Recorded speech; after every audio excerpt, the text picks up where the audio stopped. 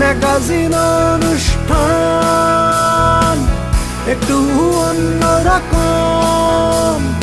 ব্যতিক্রমধর্মী নানা আয়োজনে দর্শকদের মুহুর্মুহু করতালি আর উচ্ছ্বাসে মঙ্গলবার বার্মিংহামে অনুষ্ঠিত হলো বার্মিংহামের প্রথম বাংলা ম্যাগাজিন অনুষ্ঠান একটু অন্যরকম।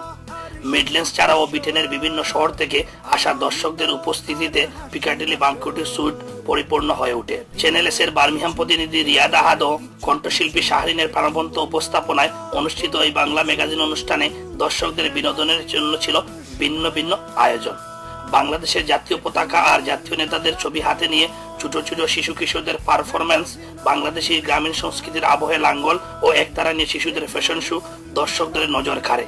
স্পেন থেকে আসা শিশু শিল্পী সিনথিয়া, জিনিয়া, জর্জিয়ার মনোমুগ্ধ করে নৃত্য, স্থানীয় শিল্পীদের কৌতুক, ছোট নাটিকা, বাংলাদেশ থেকে আসা জনপ্রিয় কণ্ঠশিল্পী তপন চৌধুরীর সঙ্গীতের মূর্ছনায় আগত দর্শকবৃন্দ দারুণভাবে আনন্দে মাতোয়ারা হয়ে ওঠে।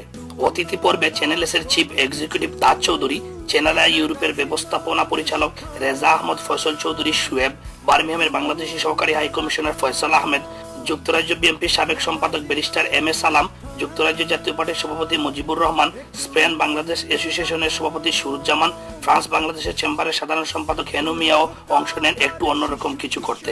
দর্শক পর্বে অংশ নিয়ে বার্মিংহাম আওয়ামী লীগের সাধারণ সম্পাদক মাহবুব আলম চৌধুরী মাখন, একতারার সভাপতি মোস্তফা কামাল বাবলু, লেবার পার্টির সাবিরুল ইসলাম ও কম আনন্দ দেননি।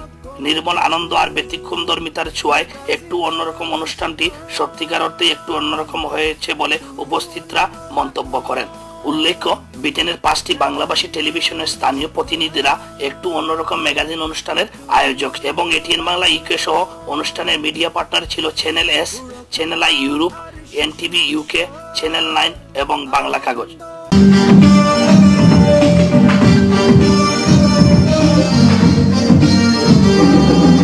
বার্মিংহাম থেকে জয়নাল ইসলাম, এটিএন বাংলা ইউকে। একটু অন্যরকম কিছু ম্যাগাজিন